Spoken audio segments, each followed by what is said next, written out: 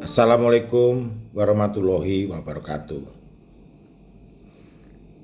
Saya tertarik mengomentari pidato kenegaraan Presiden Jokowi tentang 75 pegawai KPK yang tidak lolos TWK.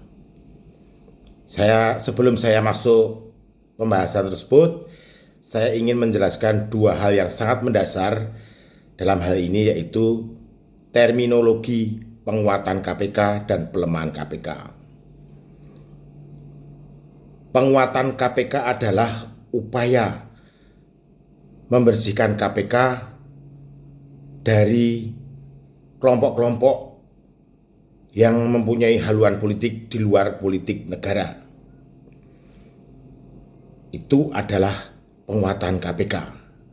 Sedangkan pelemahan KPK adalah membiarkan kelompok-kelompok tersebut, yaitu kelompok-kelompok yang berhaluan politik di luar politik negara, terus menggerogoti kinerja dan performa KPK. Itu adalah pelemahan KPK. Sederhana sekali, nggak perlu berbelit-belit, nggak perlu bermuter-muter, simpel sekali. Pidato kenegaraan Presiden Jokowi tentang 75 pegawai KPK yang tidak lolos TWK menunjukkan bahwa beliau adalah seorang pemimpin yang tidak otoriter, demokratis, dan tidak semena-mena. Karena beliau memberi kesempatan kedua atau mungkin kesempatan terakhir bagi mereka untuk bisa memenuhi persyaratan menjadi ASN, menjadi calon ASN.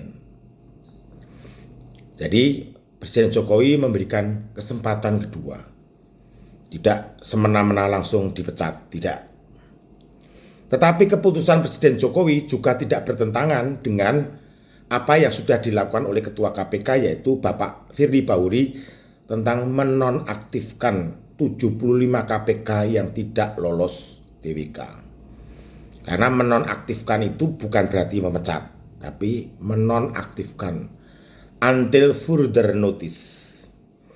Further notice-nya apa? Yaitu jika mereka sudah bisa memenuhi persyaratan untuk menjadi calon ASN. Jadi sekali lagi tegas saya katakan dari awal bahwa Pak Jokowi tidak pernah berusaha sama sekali untuk melemahkan KPK. Beliau justru dalam proses mengembalikan kitoh KPK sebagai lembaga negara yang berhaluan politik negara, bukan politik lain di luar politik negara.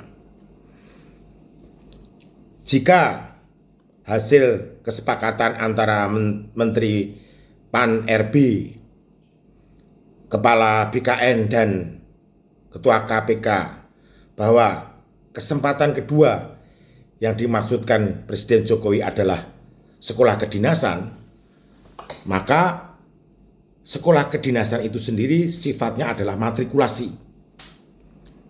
Monggo saja berapa lama, kurikulumnya bagaimana, terserah, tapi sifatnya matrikulasi. Artinya di akhir pendidikan sekolah kedinasan itu harus ada ujian TWK untuk menjadi pegangan yang terukur, rasional, dan objektif.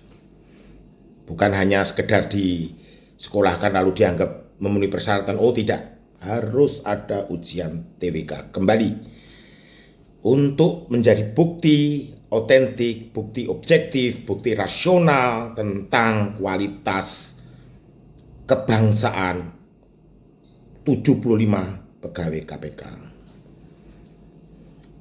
Ini masukan yang saya berikan kepada Pak Firly Bahuri, Menteri Pan-RB, dan Kepala BPK.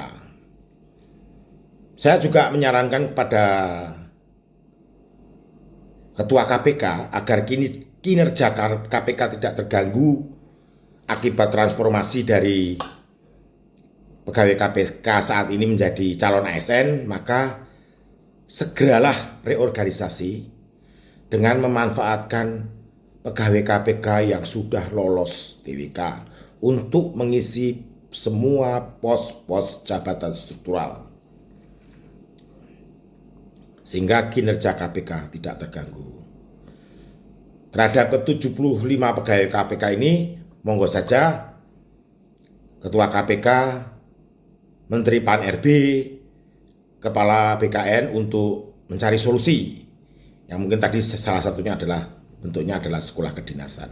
Tapi nggak usah tergesa-gesa, santai saja, cari solusi yang adil, bermartabat, dan terukur, objektif, sehingga publik bisa menilai secara objektif langkah-langkah yang ditempuh pemerintah.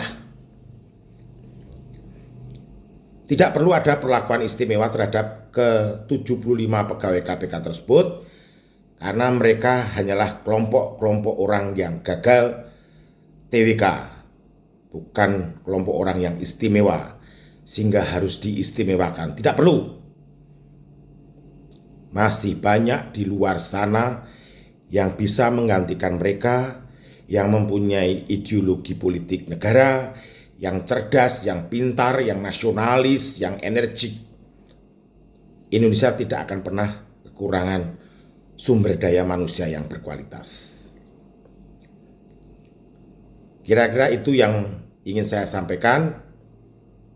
Sekali lagi, saya tegaskan di video ini bahwa Presiden Jokowi sama sekali sejak awal tidak ada upaya untuk melemahkan KPK. Assalamualaikum warahmatullahi wabarakatuh.